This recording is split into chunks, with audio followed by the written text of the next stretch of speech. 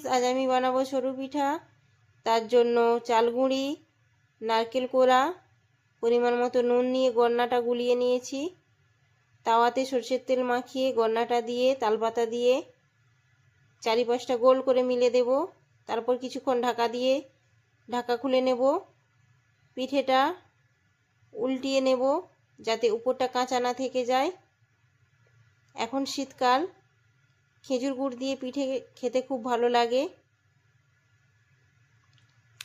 আমি এখানে সেদ্ধ চালের পিঠে তৈরি করছি। আলো চালেরও করা যায়। আলো চালের করলে পিঠেটা শক্ত হয়ে যায়। আবার তেল মাখিয়ে গড়নাটা দিয়ে পিঠেটা চারিধারটা ভালো করে মিলে ঢাকা দিয়ে আবার উল্টিয়ে নেব যাতে উপরটা কাঁচা না রয়ে যায়।